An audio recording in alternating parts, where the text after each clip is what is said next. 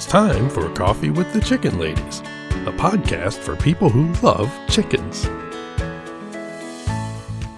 Hey everybody and welcome. It's Chrisie&Holly from Coffee with the Chicken Ladies. We're here and this is episode number 98 of our podcast where we talk about everything chicken, family, fun, and more chickens. More chickens. We drink a ton of coffee. I'm talking a ton. But most importantly, we hug chickens every day. And we kiss them too. Don't forget. We brew coffee from a little coffee house here in Bel Air, Maryland. Holly Ann, what kind of coffee are we brewing today? We are revisiting the Ethiopian coffee today. It's good. It's really strong. Smooth. I like it. I need some strong coffee, so that's what we're doing. Are you ready to sip some coffee and chat? I am. But first, a word from our sponsor. We have some exciting news to share from our sponsor, Grubbly Farms. This month, you can receive 30% off if you're a first-time buyer. I'm a longtime subscriber, and my flock love the healthy, nutritious treats, plus all products ship free. If you haven't heard, Grubbly's has a fantastic layer pellet and crumble feed. It's packed with plant and insect protein. It's perfect for those picky chickens and ducks. This offer does not apply to subscriptions and cannot be combined with any other discounts. It's a great time to try Grubbly Farms if you haven't yet. Use the code CWTCL30 for 30% off your first purchase. Try it today. Okay, so how are you doing today? I'm doing very well. How are you? I'm hanging in there. It's been a great weather pattern, but we did just have a hurricane hit Florida, so we're hoping that all of our chicken keepers stayed safe during the hurricane with your chickens. It's scary. Anytime you have bad weather with chickens, it's alarming. Yeah, I don't like it. Hurricanes, blizzards, all that stuff. Whatever, yeah. Oh, God, chickens in a blizzard. Oh, God, that's the worst. This makes me laugh. And I know I'm a dinosaur. I know this. But I see these young things and they're dispensing chicken advice on what to do for winterizing. And I'm like, have you ever kept chickens through a double blizzard? It's craziness. Because you prepare differently when you know those things can happen. Oh, my God. I will never forget that. So I think that was before you had chicken. Yeah, I think it was. And so the winter before. Yeah. So I dug a pathway down to the llama barn and I dug a path from the llama barn to the horse barn. And I was living on the farm at the time. Yeah. So it was just my mom and I taking care of all the animals. Yeah. We went back up. I was like, crap the chickens. And so I dug out the chickens. No problem. I was exhausted. I was ready to keel over. I just wanted to go back in the house and have coffee. And then I realized that all the chicken food was in the shed and the shed was under like a 7-foot drift. Yeah. It's like you have to prepare. You have to get all your food together. Yeah. You really have to have everything. I've been with a few feet of snow with the chickens. And basically, I'm of the thing, I like to bring them up in the garage if I can. I would do that now. Yeah. I didn't do it then, but I would do that now. Like as we learn, we exactly. go. I have some exciting chicken news. Does it involve a double blizzard? It involves the Andalusians. As in everything I talk about these days involves the Andalusians. What are the Andalusians doing? They're sleeping outside now. Yay! Mine still aren't out yet. We're starting to integrate them. Like we're starting to let them mingle a bit. Okay, so this is a kind of funny story. I have the 2 coops in the big run, and then the other one has the other 2 coops. I'm talking about the big run, right? Where they are. So the babies, Gertie and June and Cornelia, are in the big red coop, and then everybody else was in the Amish coop. The smaller coop. So I put them in there because I don't want the Andalusians in with Clover because they have a bad habit of picking on her. So I put them in, and they go out. Second night, put them in. They come out the next morning. Third night, there's only 2 chickens in the Amish coop that want to be in there. Everyone else moved over to the red coop. With the Andalusians? No, the ones without the Andalusians. Okay. So now it's just Katie Tea Biscuit, Spicy, Basil, Rosemary, and Rita. Okay. Everybody was like, I want out. And they all moved over to the red coop.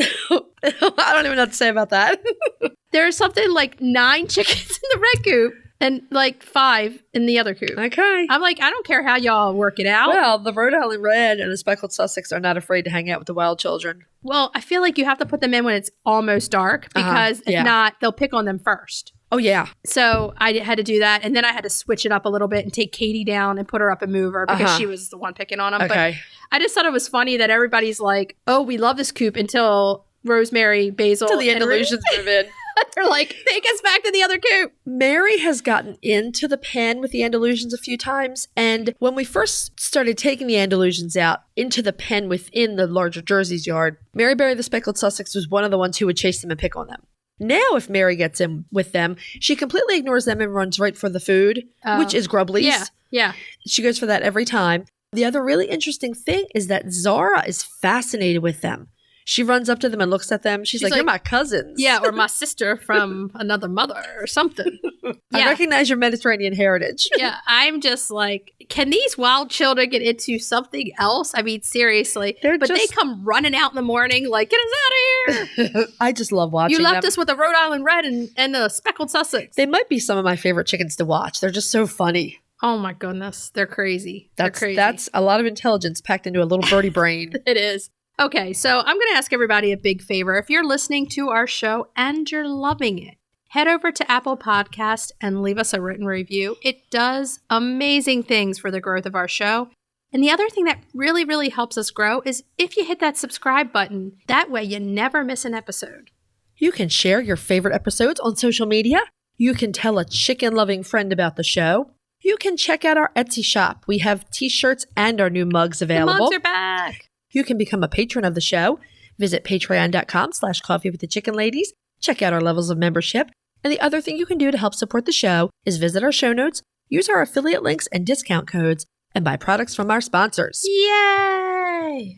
Hey, Chris. Yeah. Do you like subscription boxes? Does it have anything to do with chickens? Of course. Then yeah. Let me take a minute to tell you about the Chicken Love Box. If you love goodies for your chickens and you need to go to chickenlove.com. I love the mega box. Tons of useful products for my flock and a chicken tea for me. You can't go wrong with a chicken tea. They are so cute and so soft. In the August box, I absolutely love the chicken pot holders and the IKEA scrub brush. My chickens are going crazy over those grubbly grubs in that box. And the chicken note cards are going to be great to send into school with the teachers. Boxes start at $39 a month. They ship immediately after your order, and shipping is always free. Such a great deal.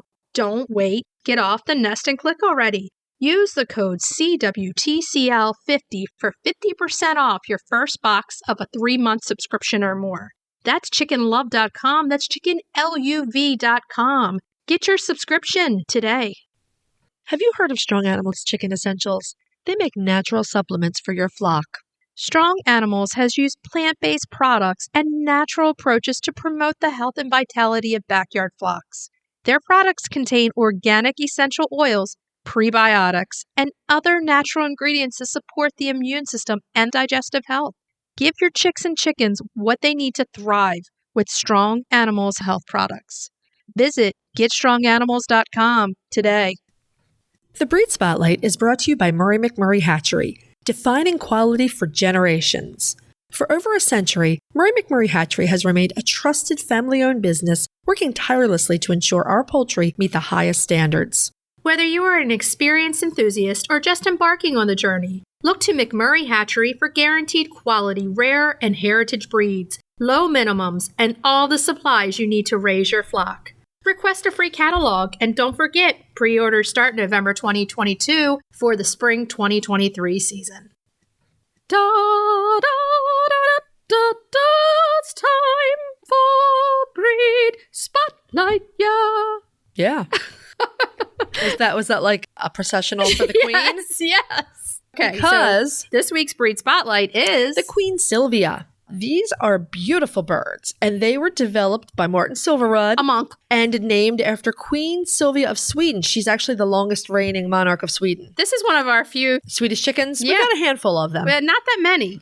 Queen Silvia, if you don't know the background, she married and took the throne in 1976, and she's still on the throne of Sweden. If you haven't heard any of our previous episodes, where, much to Chrissy's delight, we discuss Father Silverud. Yes, the monk. Father Martin Silverud was a Catholic monk who spent like 4 or 5 decades breeding chickens in Sweden. I always want to know, could he not speak? Did he take a vow of silence? No, there are photographs of him speaking. Yeah, I'm pretty sure. He just had all this time to like relax and do chicken breeding. I'm sure he did other pastoral things, but I guess he had his time for chicken breeding. Yes, he did. He specialized in creating auto-sexing breeds that were also great layers. Yes. And he really liked to concentrate on colored eggs. So some of the breeds that he developed that you might know, the Silverud's Blue, also called the Ice Bar. Yep.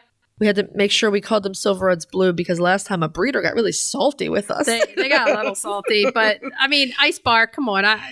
They're listed as Ice Bar most places. Yeah. So Silverud's Blue, the beautiful little leghorn-derived 55 flowery hen. Which we have a breed spotlight on them. I really like that chicken. And then the small end, which we haven't done yet. Which I don't think we've done that one No, yet. we haven't. So those are just a few of them. Now, in the case of the Queen Silvia, it has tightly barred feathers. Just think about that. In the case of the Queen Silvia, Silverwood allegedly used leghorns and Rhode Island Reds. Do you have a photo of these up? Yes. Okay. Of course I do, because I can't talk about a chicken unless I can put my eyes Right. on Well, them. I'm saying this because of this. So we've actually seen some conflicting information about this. Now, remember, this is a barred chicken. Right. I read in one source that Silverwood used a genetic mutation or a natural sport of the white leghorn. And then I read in another source that he got the barring by using the Norwegian Yerhan, which is a small barred bird that the Queen Silvia does resemble quite a bit. Does, but I see the leghorn. Here's the thing. We've learned that Father Silverwood was truly a master breeder. So honestly, either scenario is entirely possible. It is. And some of the pictures that I have up, the ladies don't have as big of combs, but the boys do. Yes, they do. And that would be a derivative of the leghorn. There are a lot of things about them that looks like it could have come from the leghorn. And we do know that the leghorn has thrown interesting sports. Right. There is a cuckoo leghorn. Right. But this would have been a sport of the white. So we don't know exactly how he created them.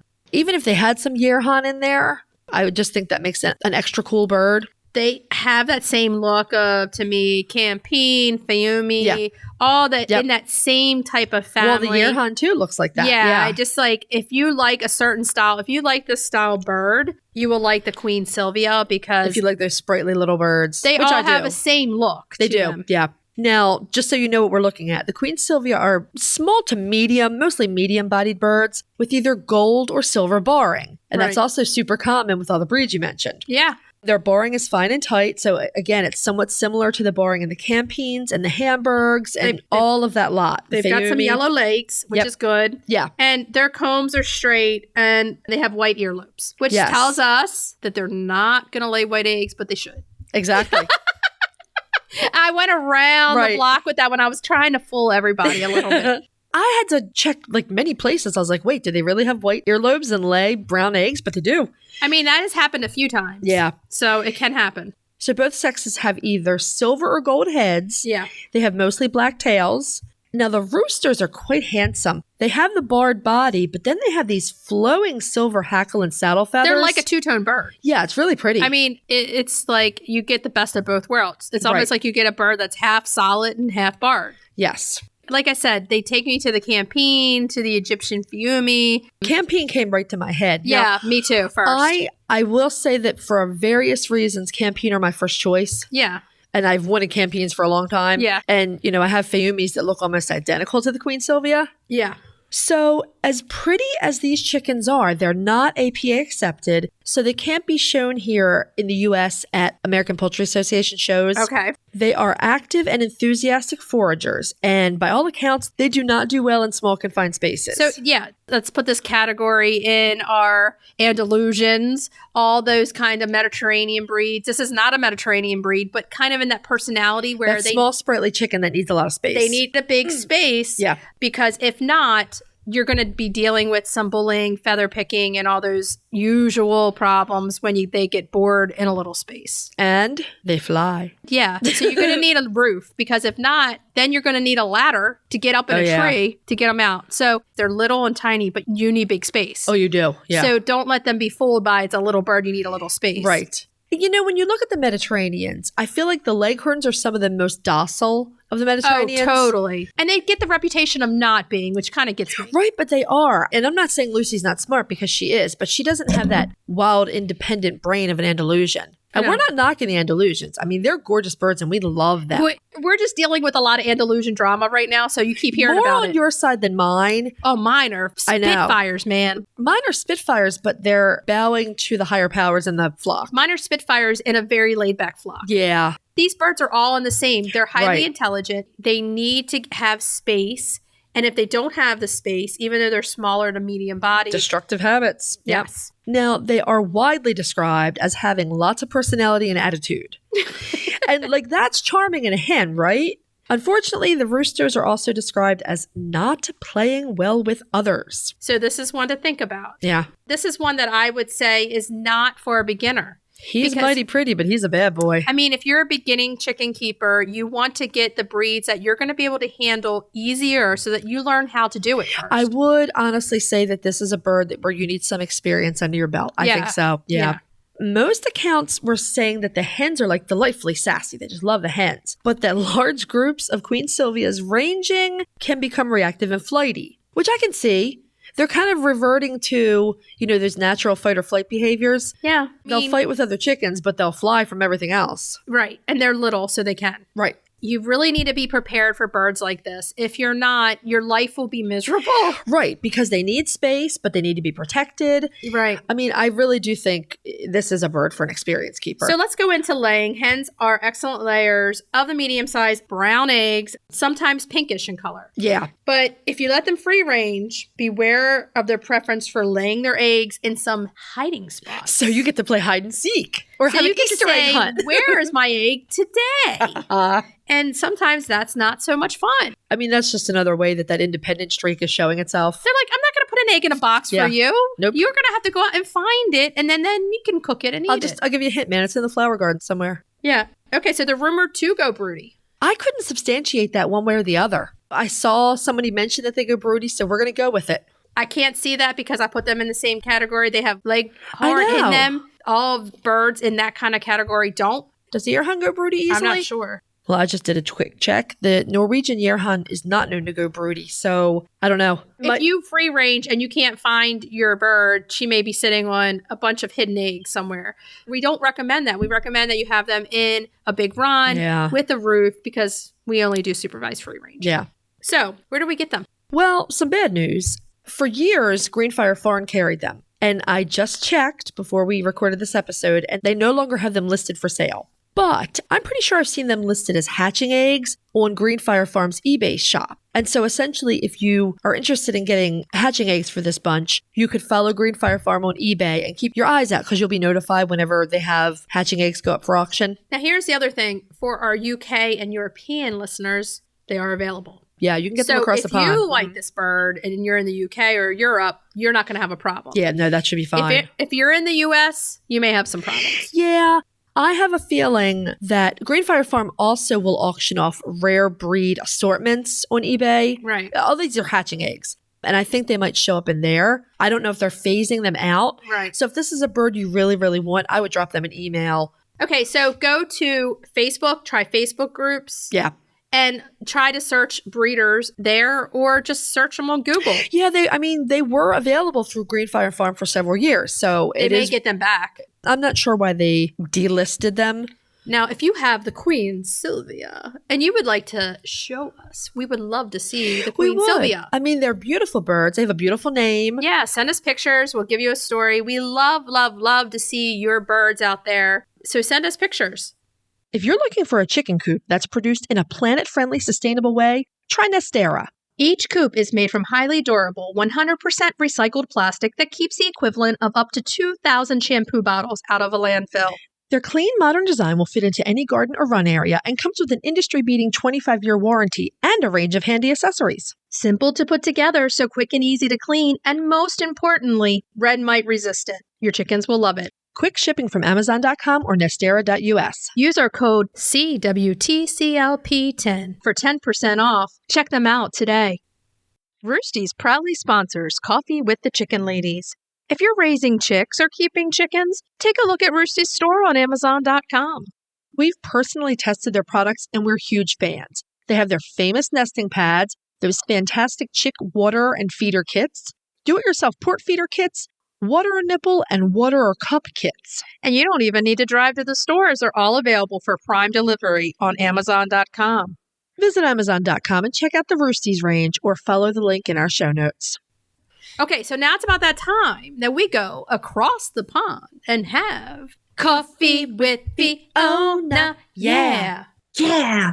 Hey, Fiona, how are you doing this month?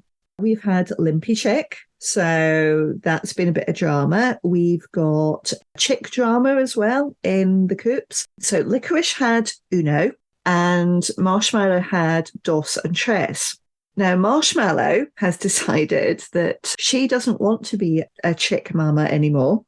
So she's coming back onto lay, but she's still with Licorice and the chicks in that coop. So they're all sleeping together. In the meantime, Licorice decided that Uno is old enough to go off to college and, Oh, wow. is not going to intervene when Marshmallow chases him out of the coop anymore. Is not interested. So there's Uno crying at the door each night. Oh, boy. And Marshmallow chasing him out. But he's fine. He goes and sleeps with big kids. He's absolutely fine. There's no issue at all. So he's happy with them. Now, Doss and Tress are not sleeping under Marshmallow. They're sleeping under Licorice. And they're not Licorice's chicks. It kind of blows my mind. If you thought Dallas was a great drama, you've got to watch Broody Hens and Their Chicks. It's the chicken circus over there. It is. Who's going to be where in what big tents here, there, everywhere? But then Limpy Chick, we came out one morning and there was a chick who couldn't stand up. And actually she was trying to walk, balancing on a wing and one leg. Oh, Lord. I know. So we scooped her up, had her checked out, no broken bones, no major injuries. They think because she had some minor cuts on her leg that she'd managed to catch it somehow, got it trapped, got panicked and pulled so hard that she's actually done some damage to the joints a little bit. So there was heat in her hip, there was heat in her knee, and there was heat on her ankle. We had her in a dog crate for 48 hours. We then put her in a very small coop with a very small run. And she was in there for 2 weeks. And at the end of the 2 weeks, she was trying to get out every morning when I was, sitting with her and giving her a bit of TLC. And I let her out and she's fine. You'd never even know there was a problem with her. So it's now 3 weeks later and she's tickety-boo. Other than purple spray on one leg, you'd never know there'd been a problem. She looks amazing in those videos. Yeah. I'd already marked her out as a keeper because I really want to breed from her. So she already had a particular coloured tag on her leg, which meant we'd marked her out as keeping her. But yeah, I was devastated to see her in that state. I was absolutely devastated. And I still can't work out how she did it. Yeah. I've been around the entire place. I've got no idea. Sometimes you just don't know. You got to go with it, get them better. And you did. And, soft tissue damage is its own problem, but at least it can heal pretty well. Just take some time. Yeah. And she definitely needed that time in isolation. But I was glad I moved her out to the small coop and run because she was in the middle of the field still. And there's one cockerel who was in her clutch that hatched with her. And he would sit next to the little run all day. Oh. It was the sweetest thing, honestly. Oh, my God. I just love the rooster boys. They are so sweet. Oh, they are.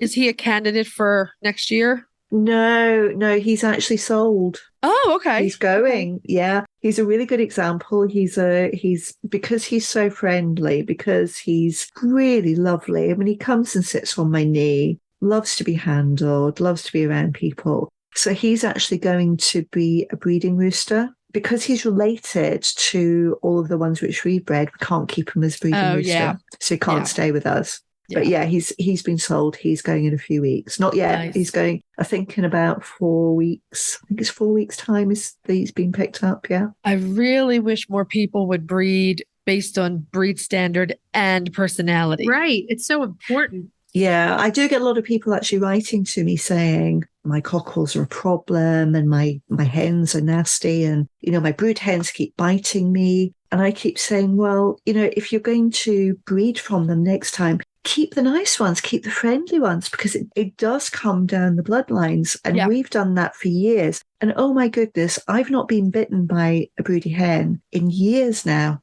Nice. I think the last one who bit me was Ginger, and that must have been about 8 years ago now. Oh, wow. I've still got the footage, and I still keep publishing the footage because it's a good illustration of how broody hens can be. Yeah. But yeah, it's been about 8 years since I had Ginger, yeah. I mean, it shows, a long-term breeding program that's taken personality into account. It shows, it does. Definitely. Yeah. Yeah. I mean, Jelly Bean is probably the worst, but all she does is kind of fluff up make a few noises and go forward a little bit. She doesn't make contact. She never actually bites. Okay. It's almost like a lunge, I'm warning you. But then I'll put my hand underneath, take out any eggs that she's stolen, still lift her up, make sure she's not got any more eggs she sat on, because she's not hatching anything. She's not actually got a clutch. She's going through this broody period. So, yeah, she's about as close as we get to aggressive. And she's just so lovely. That's really wonderful. But you can't have an aggressive pen called Jelly Bean, can you? No. So let's jump from broodiness to, hey, it's cooling down. Let's all put our hands in the air. Yay, it's fall. Our favorite time of the year, fall and spring, fun time. Apart from the molting. Right. Exactly, which is bad. Right. But today in our round table, we're going to talk about deep cleaning for the fall, because this is when you kind of have to do that to get ready for the winter. Because if you do a deep litter method, that has to start about now. Yes. So you have to do a big clean out now. So we're going to talk about some things that we do around our homesteads to deep clean for the fall. We'll start with Fiona. I mean, I don't actually do anything different for the fall because I don't do the deep litter method. And because we've got the broodies, I go through a process of actually doing a full deep clean once a month. And some of it is because of, the likelihood of northern fowl mite and red mite and what have you. I strip down the coops every single month. And I've actually taken in recent years to using a steam cleaner. That's a good idea. I don't know if you've ever tried that. I mean, particularly on the plastic coops, so much. It's great. But on the wooden coops with a shiplap as well, with a fold over, that steam gets into all of those little nooks and crannies that even when I use the insecticidal disinfectants, I'm never quite sure it's getting as far in. But that steam is going to get anything that wants to live in those nooks and crannies. So, so what I do is on a daily basis, I do a poo pick and I do a general tidy up. And then on a monthly basis, I will take all the bedding out. I will then just do a scrubber down with basic soap and water. I will then rinse it all off. And I use an insecticidal disinfectant called Smite. I use that all of the time. And then once a quarter, I will use a steam cleaner. I don't use that every month because it's too much faff getting it out to the field. And, we do have electrics out there, but I've still got to put the extension reel out. It's a process. It is, definitely. And then you've got to avoid the chickens being around the steam as well, because they're all curious. They want to know what's going on. They're like, that was cool, man. Yeah, it's a slight safety hazard thing going on there. So I've got to be very careful about it. It's like a chicken get a facial. But the problem I have at this time of year is actually getting the coop to dry. Okay. Because clearly it's soaking and I'm using lots of water and even the insecticidal disinfectant, that's a leave-on one. So, when you spray it, you're not rinsing it off. You're just leaving it. So sometimes I have to take a dryer out. Oh, wow. This is the thing, everyone. It takes time to take care of the chickens and do these cleaning because in the long run, it will save you some heartache down the road. You have to tailor a lot of this on your climate. You'd probably never run into this, Fiona, but every fall when we take our fans out of the coop, there is a buildup of cobwebs and dust because feathers and dander have been circulating. Yeah. So that's a big thing that we do in the fall. And, if you're not in a region where you need to have coop fans in the summer because it's blazing hot, you get to skip this step. Yeah. I deep clean probably every 2 weeks or so, take everything out. I use vinegar in there to try to disinfect everything, the roost. The other thing for deep cleaning is covering those roosts. I use contact paper. It works great. Or like Holly said, you can use sandpaper. You can sand down the little rough parts that they've made with their nails or use the vinegar right on the roost. I scrub the roosts probably either once a month or every 6 weeks, and I'll probably sand only once a year. I usually do it in the spring. Yeah, I sand once a year because we've only got one coop that's got perches, and that's for the cream-laid buzzards and the Welsh summers. Because the Orpingtons and the other perch in the other coops, they don't like to perch. They prefer to sit, even if I put perches in, they'll sit on the shavings. Yeah. They're just not interested. Mine don't do that, Yeah. and I'm always wondering why. I'm like, isn't it more comfortable to be in those shavings than up on that roost? But mine like to be up on the roost. My Nan can sleep in the shavings, and then Casper, the Swedish flower, sleeps in the shavings because of his bad foot, probably. Yeah. I mean, I'm fine if they do it, just most of them don't for whatever reason. Yeah, and I do the contact paper on the roost because I can switch it out as part of that deep clean, changing it. I can get a fun print. I can go right to our dollar store and get it, and it's inexpensive. I use something similar on the external high perches. Right. So I don't sand those down. I actually have very thin rubber matting. Yeah. So 2 mil rubber matting, which I've just basically nailed underneath. Mm-hmm. Right. And that's, so the claws are never actually meeting the join at all or where the nails are in.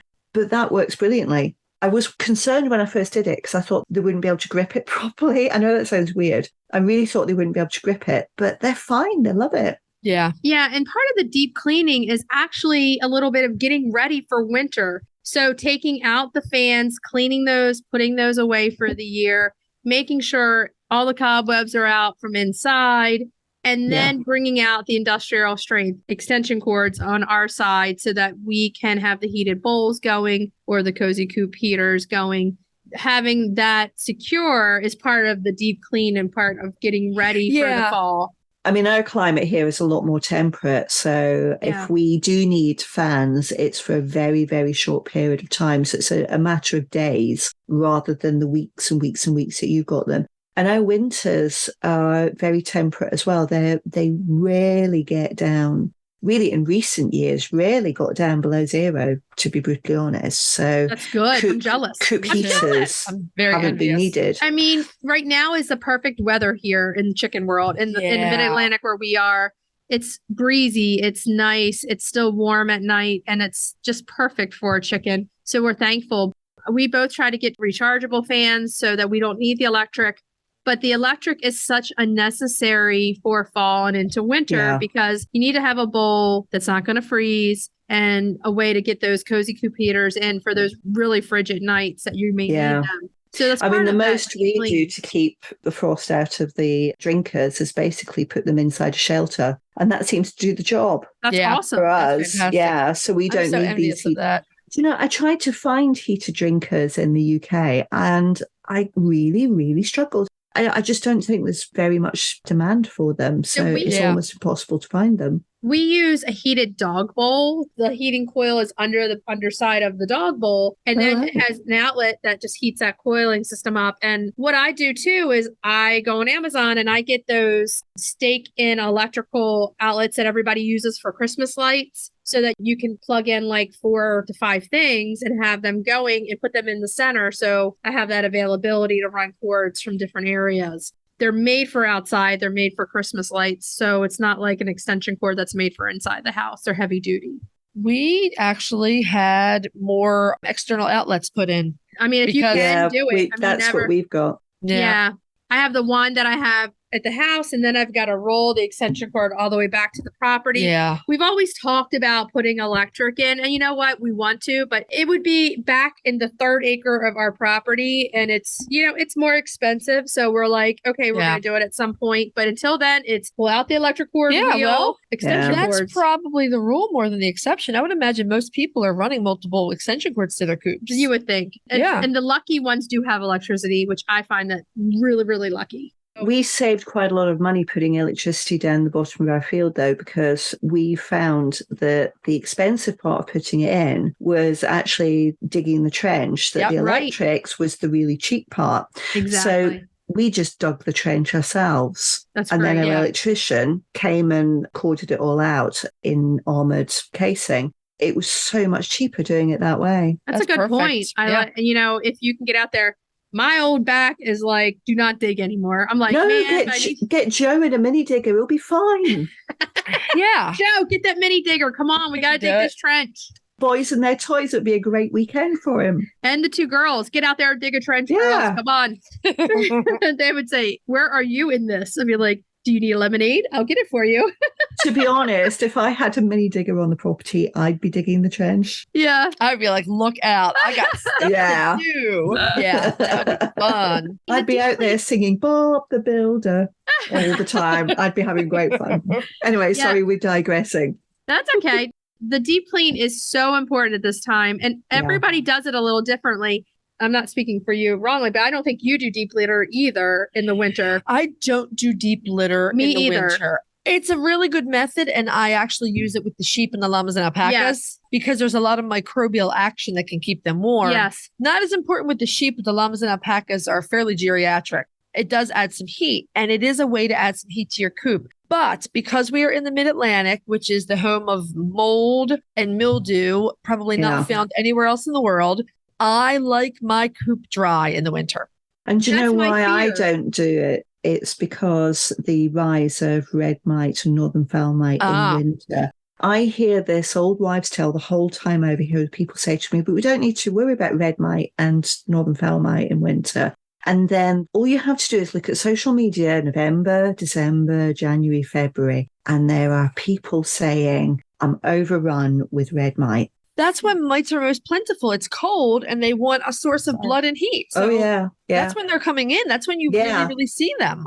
But there's a myth out there that they kind of hibernate and they go away like other insects in winter, but it's not the case, is it? No. I'm always slightly fearful with deep litter method of the moisture that everything creates. Moisture inside the coop overnight with low temperatures and frostbite in there.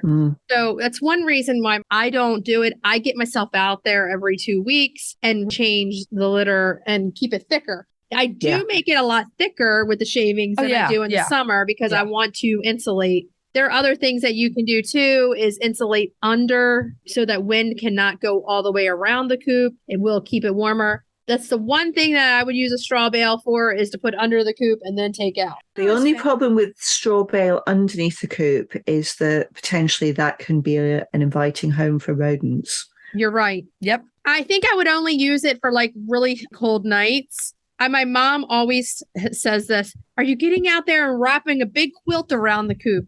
It makes sense. Yeah, you could. You don't want to cut off your ventilation though, but you could insulate it that way somehow if you had that, but you don't want to cut off the ventilation or circulation in there. I just put an extra couple of inches of shavings in. That's what I do too. That's what I do instead, yeah. That's what I do as well. Deep litter is great. And I know people who use it to great effect. It really is fantastic. I like to keep my coop differently. Everything has pros and cons. That's the thing. There's a wonderful thing about the heat it produces, and it does keep them naturally warm. Yes. But because you're not removing the bedding, there is more likelihood that there could be some pests in there, which you may not otherwise notice by taking the bedding out. So that's a downside. But it's horses for courses, what suits you and your flock. For me, I prefer not to. I think we're the only chicken keepers at the moment in our area who doesn't have red mite. Oh, wow. I know if you're doing it right, the natural bacteria takes care of a lot of stuff. But I will say that over many years of doing it with my larger livestock, there's always spots where there is like mold that I don't want my animals to breathe. The other thing is, and that's what my fear is. If they're in there, you don't want the urates building up from the urine. You have to manage it correctly. So it has to be turned over and you have to add more. It's not just letting it sit there. There's a process to it. Yes. And you have to put yourself 100% into the process in order to do it correctly. Not cleaning your coop does not equal deep litter. That's just like, hey, I didn't clean my coop for 3 months. Right. But there's a process that you have to go through. So it's good to do all the research. Right. And know if that's going to be best for you. And the other thing is deep litter, I would say, is not appropriate for chickens who prefer to sleep on the bedding. 100%. It's appropriate if they're perching. Yes. It's not appropriate if they want to sleep on the bedding. Totally agree. Right. Yeah, that's definitely the truth. So, I tend to get out there every 2 weeks and switch it out. And I get a look at what's going on in there. But like I said, deep cleaning for fall is kind of partially my setup for winter also. It's like me getting out there, at the same time, looking at the fencing, making sure there's no holes, making sure drafts in the coops, all that good stuff. Part of our deep clean is getting the leaves off of the top of our runs because we do have, our tops are mesh. It's a heavy deer netting. And so as fall goes on, you start to see these dips filled with leaves on top. So Pete will go out with the leaf blower, and it's hilarious. He'll walk Oh, into that's a run. great idea. He'll walk into a run with the leaf blower, and all the girls run up. What are you doing? And he turns it on.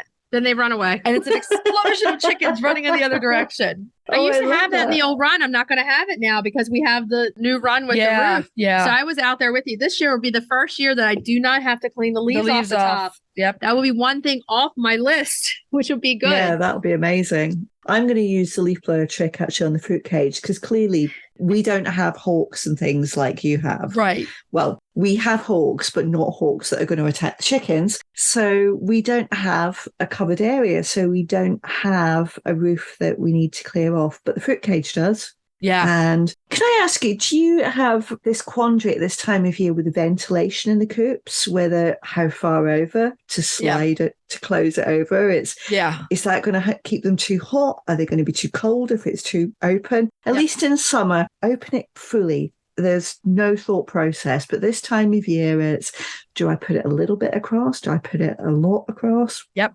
Right now, it's just starting to get chilly here. Last night it dropped I left it open though. into the 40s. What I ended up doing is on my big coop. So, there are 2 big front windows with sliding screens. Yeah. The length of the back coop is simply like a wooden shutter. Right. I got in both the big coops and I shut the screens and left the shutter open. That's what I did. So that there wasn't a cross breeze blowing the top of them. Some of them are molting right now, like Dolly the Dominique. Her little butt is naked, literally. We have very few that have tails over here right now. It's so pitiful, man. I didn't want all that cold wind on my poor half-naked girls. I'm like, come on, grow these feathers in. Yeah, so, it was kind of the first cool night. It was funny. I went out to walk the dogs, and Sophia just laughed at me because she's like, you look like a little lady, because I was hunched over. I'm like, oh, my God, The wind hurry is up. chilly. That's the first night we've had in the cold. 40s. Yeah. It was cold. This gets you started, get you revved up. Let's get things set up for winter so that can go as smoothly as possible. Do either one of you do anything special with the runs in preparation for winter? I'm going to be adding more wood chips to our runs as a preparation to keep it more insulated off the ground. So that gives them a little bit more space between hard frozen ground and their feet. I still have my wood pile. So I'm very happy that I got the wood. Wood chips, yeah. The wood chips from my neighbor's apple tree that they had taken down, which I knew was completely pesticide free. Yeah. So those will be going in additionally to give me a nice thick layer for them because it tends to go out. Even if they kick it out, it disintegrates, whatever. Yeah, So it'll break down. It'll break down over time. Yeah.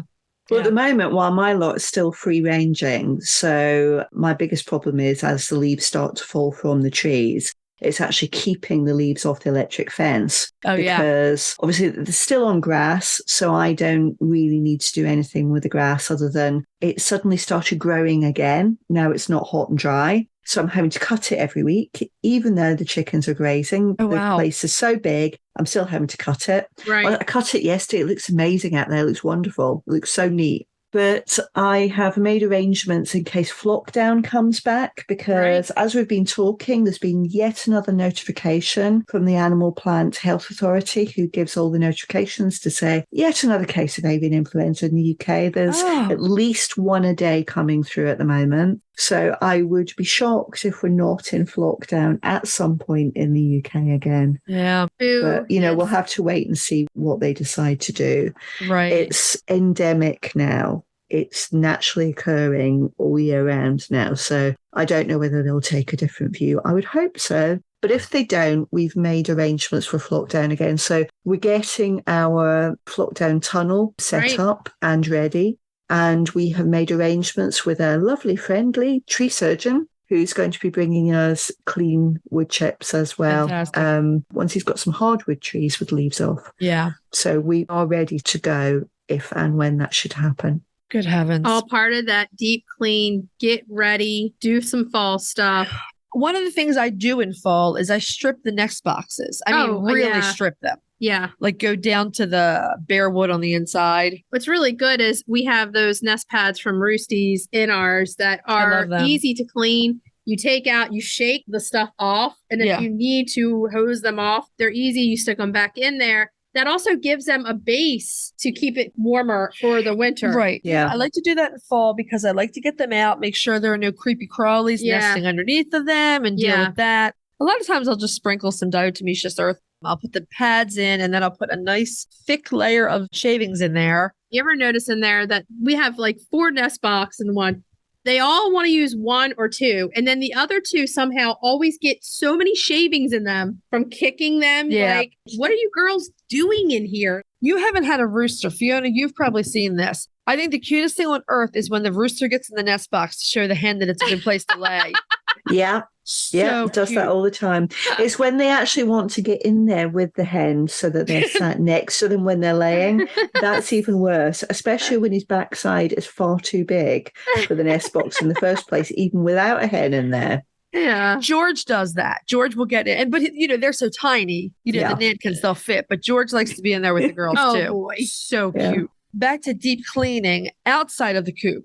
Do you do anything with the outside of your coop in preparation for winter? I do. I clean it all off because I feel like during the spring and summer, it gets a buildup on it and I want it looking nice and pretty. Probably splashes of mud from our And it's going to rain. get dirty again. But Yeah. I like to keep it clean. I like to check everything, make sure there's no drafts, make sure all the nails are where they need to be. We'll do a full scrub down of the outside and the inside anyway as part of the monthly with the steam cleaner, with the insecticidal disinfectant. But at this time of year, I always do a full inspection, just like you, to see what kind of maintenance are we going to need to do on the coops. Right. And that's why I like the plastic ones. Thank you, Nestera. Oh, Gotta get that seriously. Yeah. in. Nestera coops, aren't they amazing? So easy to clean as well.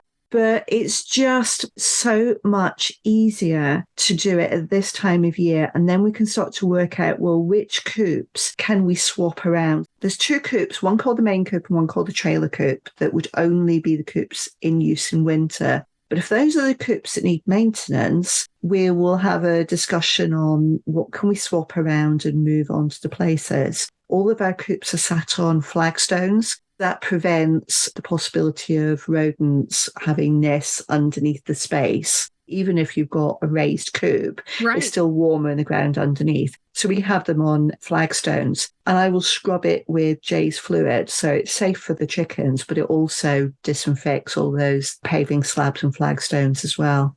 Always do that at this time of year. I think outside of coop, I probably do the same thing. Clean down some of the mud splash. My plastic coops, I just give a good scrub to. Because, as the leaves come down, like stuff gets Yeah. all over them.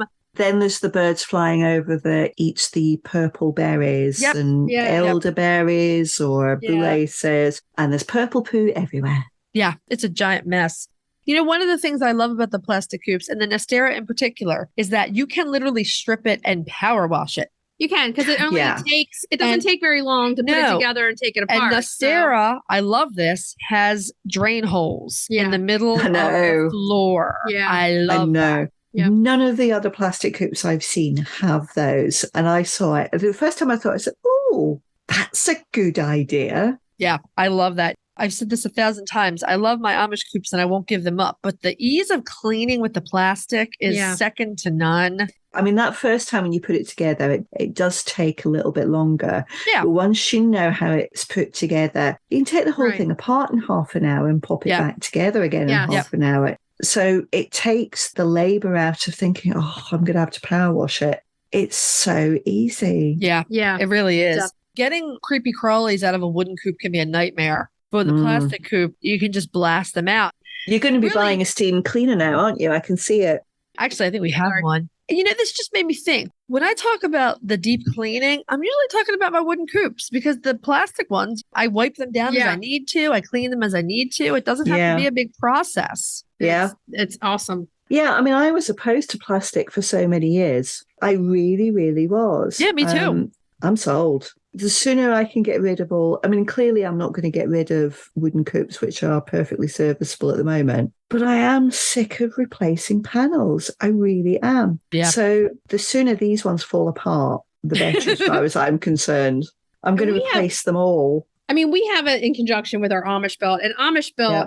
are just fortresses. But we don't They're- have Amish communities, unfortunately. I know. in the You're missing UK. out. That's one thing you're missing out on. I mean, when we think back to July and the storm that took down the big, huge apple tree onto that coop, and it has like 2 shingles that are That was just messed up. amazing. That was absolutely amazing that tree came down on It top and saved it those survived. chickens because they were under the coop, and the coop took the weight of the entire tree. They are like a fortress. So there are good and bad things in everything. But yeah, the ease of the plastic, definitely for deep cleaning, for getting ready for fall. Yeah. It's good. So everybody out there, what do? Do you take a weekend? I tend to do it like on a Saturday afternoon, deep clean. With all my coops, it's more like a weekend. Yeah. I spread it out. I do mine in rotation, actually. So That's what I'm never doing more than 2 at a time. That's what I started to do with the plastic coops. But I still have the 3 wooden ones to deal with. Yeah. My back wall on my wooden coop has gotten messy. And I might From them roosting and it. Yeah, and I'm thinking about whitewashing it with lime. And I know some people do that during their deep spring clean because it can be an insect repellent. Right. Yeah. But I haven't done it before. It's just that for whatever reason, this spring and summer, they got really messy. So I might be doing that as part of the deep clean.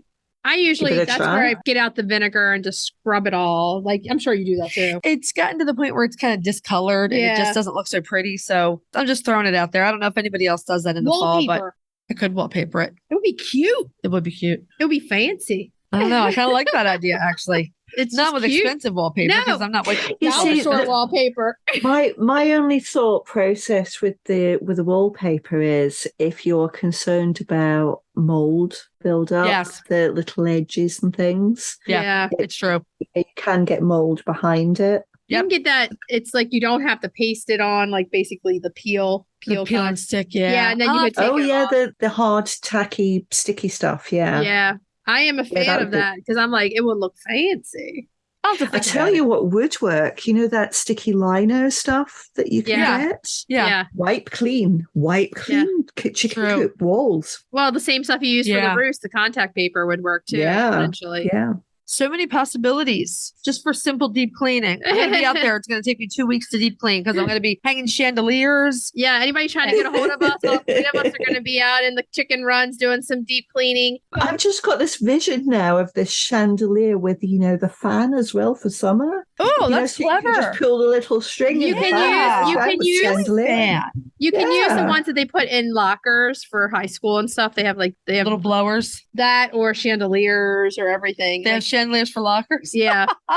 You can stick them up. Oh my God. Yeah. Oh my. All I was going to ask is, Fiona, do you have a video on deep cleaning? Well, I have one called Poops and Coops, which is part of Chicken Keeping for Beginners. Okay. Which goes through cleaning cycles. So it does the daily, it does the monthly, and it also shows what we do with all of the poop and the soiled bedding, which we take out, because we make very good use of it. Yeah, that sounds like a good. And I think we have an episode on that also, what to do with poop. That was our Earth Day episode. Yes, our Earth Day episode.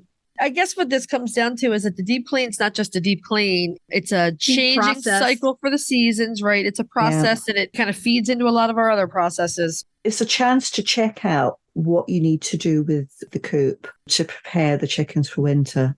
Yeah. And to prepare yourself and to make it easier on you for the winter, because trying to gather something when it's 20 degrees is not fun. Yeah, it's a good transition time to get things like the fans put away, heaters out, bowls out, all of that stuff. So, yeah. So you now have 2 tasks. One is steam cleaners. Number 2 is mini diggers. Yes. I need a mini digger. I'd be dangerous. I have a steam cleaner though. Yeah, but now you need the mini digger to get the electricity down to the coop so you can use the steam cleaner. Yes. That's how this works. Well, it was great talking to you, Fiona. Thank you so much for coming on this month and talking about deep cleaning. If you want to see more of Fiona, head over to her YouTube channel, English Country Life, and check out the really helpful and absolutely beautiful videos there. Thank you. We'll see you next month. Bye. Bye. We just want to say thank you to Fiona one more time. We love our roundtable sessions with Fiona. Great information. If you want to see more from Fiona, head over to YouTube and follow her English Country Life channel there. Check out their fantastic videos. It's Flocktober. Right now, you can get 25% off Save a Chick Flock Guard supplement. Flock Guard is a daily supplement that is packed full of the probiotics, vitamins, and minerals that your poultry needs. I love that the protein comes from dried whole eggs and it partners perfectly with the probiotics. It's a time of year that our flocks need lots of extra protein and vitamins to help them through their molt and keep their digestive tract happy. Use the code SAVE25 today for 25% off your purchase. Visit saveacalf.com. That's SAVACAF.com. Try it today. Okay, so now let's move on to Cracking the eggs. cracking those eggs. Oh my God, this recipe is ridiculous. Okay, so it's October. What's the first thing you think of usually? Pumpkin. Didn't even get it out. Pumpkin. I mean, everybody's like, fall, pumpkin, Look, fall, pumpkin. I don't want to hear anybody poo-pooing it because I've been growing pumpkins since some of y'all were in diapers. So this old lady's going to have some chocolate chunk pumpkin cookies. Yeah, so if you like pumpkin and you love the health benefits of pumpkin, put some chocolate chips with it, make it a cookie. Make it super healthy. As in the DiCarlo household, you'll probably add 16 pails of sugar and it'll be really good. It's a soft and cakey cookie. I like those big cakey cookies. Oh, they're good. Yeah. This one is really good. So super easy. You want a cup of pumpkin. So either canned or fresh puree, or even if you have frozen puree. I go canned. Let's just put that out there. I use frozen puree that I had, but I'll use canned too. I mean, the can, I always make sure I have canned. Well, I was growing pumpkins to use for my baking. They were a variety called the Winter Luxury Pumpkin. It's supposed to be one of the best baking pumpkins out there. Right. Well, I got to tell you, I'm a pretty good gardener, but not when it comes to containers. Yeah. I kill everything in containers. You know why? Because you have to water it. I water it because I water everything else. I think maybe I didn't feed it the right amount. Oh. Because my beautiful Winter Luxury pumpkins sprouted. They looked amazing. And then they just killed overnight. You know what I think too, though? I think container garden does take a special art because I don't have it. when you're in the ground, there's certain nutrients that your plants are going to get from the ground. If we're in the ground or in a raised bed, Yeah. I am on it. My soil mix must be fantastic. My But when stuff you is have lush. to add the stuff in, Yeah. sometimes they don't get everything they need. And it's definitely harder with container Well, gardens. next year, the Winter Luxury pumpkins are not going in a container. They're going in the ground. So. Okay, so let's move on. So you need a cup of our favorite here at the DiCarlo house, white sugar, Have a cup of vegetable oil. and one large egg. So Uh-huh. we're using recipes that are going to use a little less eggs right now because you're getting less eggs. Right, you are. I got 0 eggs yesterday. I got 4. I And got I got 0. a lot of chickens. This is one of those recipes where, God forbid, you don't want pumpkin pie on Thanksgiving. I always have to have pumpkin pie. On Yeah, me Thanksgiving. too. And Pete loves it even more than I do. Yeah. But, sometimes, like my family's, like, I don't want anything big. So, here, pumpkin chocolate chip cookie. Yeah. Okay, so we have vanilla, 2 cups of flour, which you can use gluten-free, Right. 1-to-1, or regular, 2 teaspoons of baking powder, a teaspoon of baking soda, because we want these to rise. Yes. Cinnamon, ginger, nutmegs, and cloves. That's all those special spices of Yep. this time of the year. Everything that you're going to want to taste and smell and everything. Yes. Salt, and then, 2 cups of chocolate chips. or chunks. Yeah, the chunks will work too. Chunks sometimes give it even more texture. I really like the chunks, but I had chips, and so that's when I developed the recipe. The chips went in. This I will say also, it's a super simple recipe to make. You mix up the dry in one bowl, you mix up the wet in another, and you combine them. You take the dry and you add it slowly. There you go. You don't even have to add it slowly with these cookies. Yeah. Just add it and stir. We always, on our baking sheets, on this side, I always put parchment paper in for all my cookies. I always use Silpats. They do the same thing. Yeah, both are the same. Now, this is something I want to mention, and I don't know if this is because I was using frozen puree, but my pumpkin, when I thawed it, was kind of watery. Yeah. And so my batter was kind of watery. So easy peasy fix. I put it in the freezer for 10 minutes. There you go. It was I good can to see go. that though, because once you freeze it, you're going to have more moisture in it. It was just firm enough that you could get it in sort of a ball on the Yeah. cookie sheet. Yeah. Because before I did that, I'd put it on there and it would spread out. And you don't get a thick, cakey cookie if your batter spreads out like that. No, you don't. So that's just a little tip. You're going to drop these by the spoonful, like we just said, and then bake for anywhere between 10 and 12 minutes. My oven runs hot, so I did 10, and that was perfect. Here's the thing to remember with doing cookies. They're going to bake for an additional minute to 2 or 3 minutes when you take them out of the oven. Yep. So if they don't look exactly done, but you want a moist cookie, you need to take them out a little sooner and then let them finish baking on the counter. Ella had a problem. She made these jumungo cookies. Yeah. And then she's like, they're not done. And then it was like, they're They're burned. overdone. Yeah. So if you keep everything uniform, you shouldn't have a problem. Yeah. And it's usually all cookies are 11 to 13, somewhere in there. Yeah, I mean, like I said, I took my oven runs hot. I took them at a 10. You're probably fine at 11 to 12. Yeah, mine runs a little cool. So I Okay. end up going like 13 minutes for mine. Okay. It always happens. And these make about 2.5 to 3 dozen, depending upon how you size them. Right. I made mine a little bigger, so I got about 2.5 dozen out of them. I love big cookies. Yeah, and me I must too. not lie. Right? These are ridiculously good. It's not a hard recipe, and they're so good. you're going to say, like, I got the health benefits from the pumpkin out there. And the Pumpkin's chocolate. great for you. Cookies are great. Cookies are great for you. Cookies are great. If you're having a bad day, you eat a cookie. If you're having a great day, you eat a cookie. I've never met that many people that don't like cookies. Cookies So, are always appropriate. Is that what we're saying? any time of the day. So, try the recipe. Let us know what you think. Let's move on to retail therapy. Retail therapy. Yeah.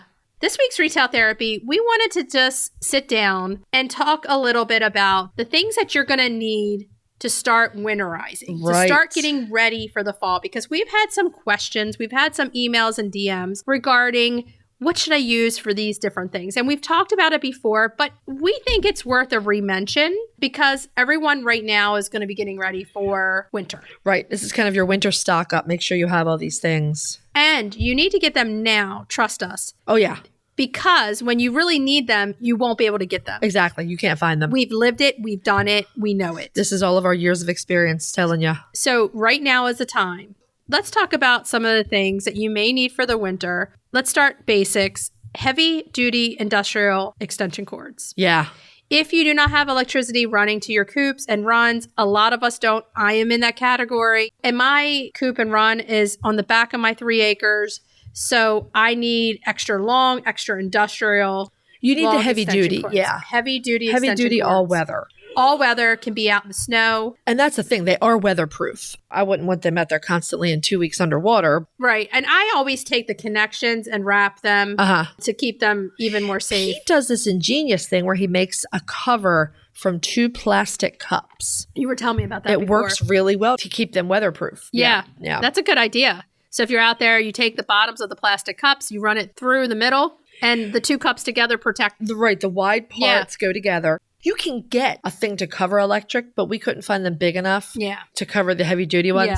Now, here's my suggestion. If you do need industrial strength extension cords, you know you're going to need some place to plug them in. I always recommend, and we have them on our Amazon store, are the stand-up outlets that are weatherproof for Christmas lights and everything else. Pretty much everything we're talking about, with one exception, and I'll tell you what that one is, are on our Amazon storefront. Yes. So it's right there. If you hear something that you think, ooh, I want that or like that, we just have it there so that it's a good place to keep everything in case you want to go look at it. We use heavy-duty 3-prong 3-way splitters, and you can find them. They're not even that expensive. You can find them on Amazon, at your big box store. I really like the stand in the ground with the stake because it has like 5 to 6 outlets on there. And we don't use them. And the reason why we don't use them is because we have exterior outlets that we're coming right off of. Yeah. But they really are fantastic. I've had a couple of listeners email about them recently. I really love it because you can plug 3 to 4 things in there and it's all in one thing. You put it in the ground. It's right there in the middle. You can make it central.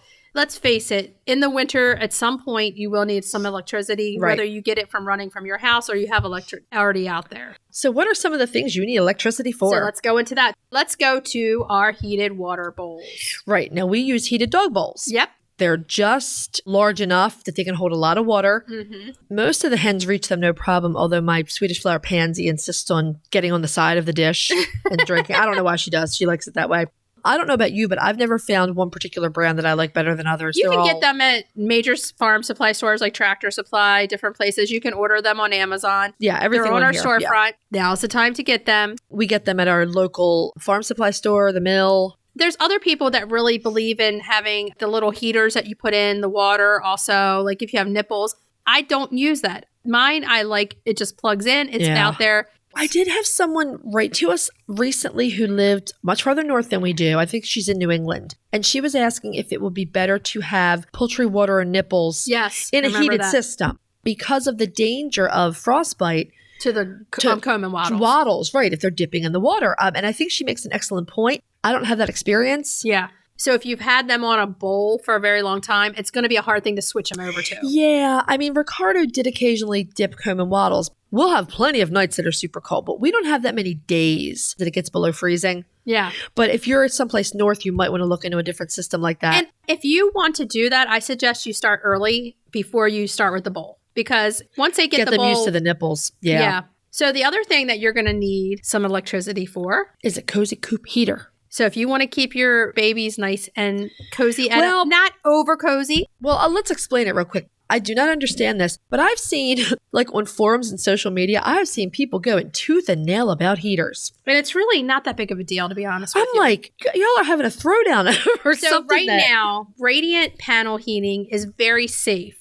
The big argument before was that when you had a heat lamp, it would spark a fire. And that is still the argument. It can very easily. Right. So heat lamps are, for us, a no-no, out there. There are professional chicken keepers who have used heat lamps in the north for decades with no problem. But we have a safer alternative. There's a safe alternative now that you can feel good about. So the Cozy Coop heaters, and that's the brand we use and like, but there are other brands on the market. Any kind of panel heater you can get it's right the on same Amazon. technology as the EcoGrow brooder plates that are so popular right now. Right. The other argument against heaters was that the claim was that you would overheat the chickens too much and they'd be coming out into cold. Right. And they can acclimate that fast. So let's explain how these radiant heaters work. They're zero clearance, meaning it doesn't matter if something touches them. It's not going to... So if their feathers touch them, right, you're okay. Not going to catch on fire. And you can set them low or high. You can set them low and they don't overheat the coop too much. So in my small coop, where I had 2 rooster bachelors, we had a Cozy Coop heater in there. This is the first year we used them. These boys have enormous combs that are very much in danger of frostbite. So we put the heater in, we put it on low. Pete went out and checked it several times over the night to see what the temperature was. It only got to about 30. Yeah. So all you're doing with these heaters is you're keeping everything from freezing. Yeah. It's not like a big warm heat. Right. If you put it on high, like touching it will feel warm. Yeah. But it's not over warming the area. Well, to put it in perspective, my Nankins used to perch. When they were babies, they would perch on the Cozy Coop it's heaters. pretty safe. It's quite safe. If you have a really big coop, you might need more than one. Right. My really big coop, we do have 2 in there because of the Egyptian Fayumis. Right. So if you have a coop packed with Orpington hens, you probably don't need heat. Bigger chickens bring on more body heat. You have to look at their comb size and everything. So you have to do what's right for you. Right. So we call them Cozy Coop panel heaters. I call them radiant panel heaters. Yeah. That would be the next thing that you would be using for electricity. Right. And so our loose guidelines are if you have roosters with big combs and wattles, if you have Mediterranean breeds, if you have bantams, or if you have any elderly chickens or other breed that really feels the cold, that's when you might want to consider. Or if you have not a lot of chickens in a big space. Oh, that's another one. That's the other reason. Yeah. So let's move on to tarps. Tarps. One of my favorite things. Well, if you're in a climate where you have a lot of cold wind, these are a lifesaver for your chickens. You don't have to tarp the whole entire run. And that is kind of a misconception. Everyone's like, you're going to cut off ventilation. Yes, you will. Well, what the heck are you doing? Are you covering the top? If you're not covering the top, you're fine. Yeah. So I just cover a corner. So they have several feet on 2 sides. Yes. Yeah. To have a wind block. And I pick the outermost corner where the wind would be coming through. And that's where I put the tarp. You can also do that with plywood or something like that. Right. I like the tarps you use. Use those clear ones that still let the sunlight through. That's the sunlight in, and they're made for greenhouses. Greenhouse so grade. They are thicker. Yeah. And they still radiate the heat in from the sun. They come with grommets and they're easy to tie up. I've done it myself and I've heard from other people, if you go cheap and use the blue ones, they get shredded after a while. And they just don't look as nice. I like they the don't clear. look as nice, no. The clear is like, it's not even anything. We know people who will cover the entire run, and that's fine if you want to do that too, but make sure you do have ventilation. So the last thing that we think is a really good idea to keep on hand if you're expecting winter precipitation are bags of very large size shavings. Yeah. And they are a lifesaver when you have ice or snow and you need to get your chickens out of the coop, but you don't have time to shovel the run. I am always out there. It is so funny when I'm shoveling the run. I'm like, I can't believe I have to shovel And the this girls for you. are in the window looking at you. And I just feel so bad for them. I would not want to be walking on ice or snow. No. They're stepping on it. They're feeling it. Or they can slip. Yeah, they can slip. They can fall. They feel ice. They feel cold. Right. So having some big shavings, it can be the large ones, so that you can throw them down. You don't have to worry about anyone trying to eat them. And everybody knows, if you listen all along, we don't like straw. Straw has gotten us in trouble before. Shavings are the way to go. Yeah, the big shavings, they're not that expensive. You can just keep a couple of bags on hand and empty them out when you need to do it. Yeah. So check for most everything. It's on our Amazon store if you like anything that you heard. But this is basically just get it now, get ready. Winter is coming. Just some things to think about and be prepared. So let's tell everybody what we're going to be talking about next week. Oh, next week is good. And it's episode 99. It is. Our breed spotlight, we're doing the Sussex 2.0. Yay! That's what a fantastic breed. Due to great demand and about 1,001 questions, our main topic is going to be how to feed your fall pullets. Yes, it is. So the girls you have that are starting to lay now that were chicks in the spring, we're going to talk you through that. So many questions. We're going to answer them. We have a special guest for cracking the eggs. Yes, we do. We have Lisa Steele coming on. She's going to share her recipe for pumpkin spice pancakes. We're doing pumpkin again, everybody. We might do pumpkin for the rest of the month. Yeah. And our retail therapy, we're going to be talking about cooking eggs in cast iron cookware. Oh, it's going to be fun. And fun, yeah. So, what should we tell everybody to do until next week? Hug your chickens. Every day and kiss them too. We'll talk to you next week. Bye-bye. Bye. If you'd like to see more of us, please follow us on Instagram at Coffee with the Chicken Ladies. If you'd like to help us grow the podcast, please leave us a written review on Apple Podcasts. If you'd like to become a patron of the show, please visit our Patreon page, patreon.com/Coffee with the Chicken Ladies. Thanks for listening.